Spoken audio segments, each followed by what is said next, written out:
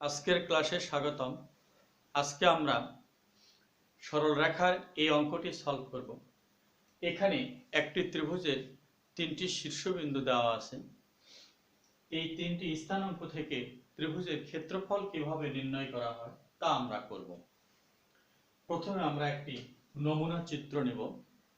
আমরা একটি ত্রিভুজ এবিসি নিলাম। একটি ত্রিভুজ আমরা নিলাম এ বি সি, আমরা একটি ত্রিভুজ নিলাম। এখানে এ বিন্দুর স্থানাঙ্ক আমরা নিচ্ছি। এ বিন্দুর স্থানাঙ্ক 3 - 1 আমরা নিলাম। এরপর বি বিন্দুর স্থানাঙ্ক আমরা নিচ্ছি -2 5। সি বিন্দুর স্থানাঙ্ক আমরা নিচ্ছি -4 -3। আমরা জানি ত্রিভুজের ক্ষেত্রফল। প্রথমে আমরা লিখব, দেয়া আছে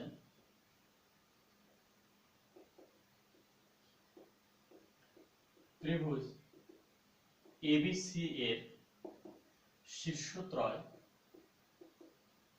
ত্রিভুজ এবিসি এর শীর্ষত্রয় এ অফ 3 - 1, বি অফ -2 5 এবং সি অফ -4 -3।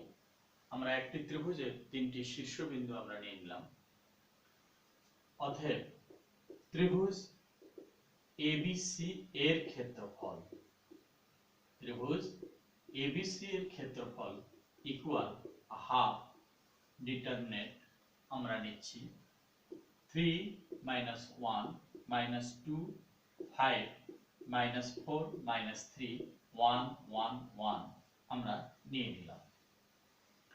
এরপর আমরা নির্ণয় করতেছি ইকুয়াল হাফ, আমরা এখানে সেকেন্ড ব্র্যাকেট দিয়ে দিলাম 3 ইনটু, যখন আমি এই 3 কে নিব প্রথম কলাম এবং প্রথম সারি এই চারটির মধ্যে আমাদের কোণ, তাহলে আমরা এখানে লিখব 5 + 3। অনুরূপভাবে যখন আমি এই -1 কে নিব, এখানে সূত্রের মাইনাস আর -1 আসলে আমাদের এখানে প্লাস হয়ে যাবে। আমরা এভাবে লিখি, মাইনাস নিলাম, তারপর -1 দিয়ে আমরা লিখতেছি।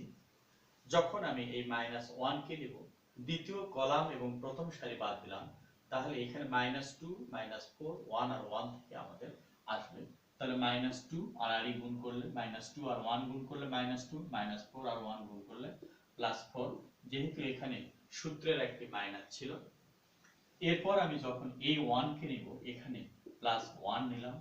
তাহলে তৃতীয় কলাম এবং প্রথম সারি বাদ, এই চারটির মধ্যে আমাদের কোণ, তাহলে এদিকে গুণ করলে আমাদের 6 প্লাস এদিকে গুণ করলে আমাদের 20 আমরা লিখব। তার কারণ সূত্রের মাইনাস আর -20 যোগ করে +20 হলো। এরপরে আমরা লিখতেছি হাফ নিলাম, এখানে সেকেন্ড ব্র্যাকেট দিলাম 3 ইনটু 8, এখানে +1 ইনটু 2 আমরা পাইলাম, প্লাস 1 ইনটু 26 আমরা পাইলাম। এরপরে আমরা পাচ্ছি 2 ইনটু 24 প্লাস 2 প্লাস 26 আমরা নিয়ে নিলাম। এখানে প্রথম থেকেই আমরা লিখতে পারি বর্গ একক, আমরা লিখতে পারি, তারপরে আমরা এখানে দিতে পারি। এখানে মাইনাসে মাইনাসে প্লাস, তাহলে এখানেও পজিটিভ আসলো। এখানে 8 3 আসতে 24 আসতেছে, এখানে 1 আছে, এখানে এটা যোগ করলে আমাদের 26। তাহলে টোটাল যদি আমরা যোগ করি তাহলে আমাদের কি আসে 6, এখানে 4, তাহলে 10 আর 2 আমাদের 12, তাহলে আমরা 2 পাচ্ছি। 1 আমাদের হাতে থাকতেছে, তাহলে 3 4 5 আমরা পাচ্ছি। তাহলে এত বর্গ একক ইকুয়াল আমরা পাচ্ছি 27 বর্গ একক। আমাদের এই অ্যানসারটি আমাদের সম্পন্ন হলো। তাহলে এখানে আমাদের দেওয়া আছে একটি ত্রিভুজের তিনটি শীর্ষবিন্দু A of 3 - 1, B of -2 5, C of -4 -3 ক্ষেত্রফল আমরা নির্ণয় করব। ক্ষেত্রফলের সূত্র আমাদের এরকম, আমরা এ থেকে আমরা ক্ষেত্রফলটি আমরা নির্ণয় করলাম। আমাদের এই অ্যানসারটি আমাদের সম্পন্ন হলো। এখানে আমরা এই চিত্রটাকে আমরা স্থানাঙ্ক জ্যামিতিক আকারেও চিত্রটা আমি দিতে পারি।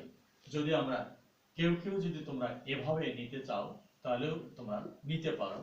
এখানে আমি নমুনা আকারে আমি দেখাচ্ছি যে প্রথম বিন্দুটি আছে আমাদের কত 3 - 1, তাহলে x এর পজিটিভ দিকে 3, y এর নেগেটিভ দিকে আমরা -1, তাহলে এই বিন্দুটি হলো আমাদের a বিন্দু, তাহলে 3 - 1 এরকম নিলাম।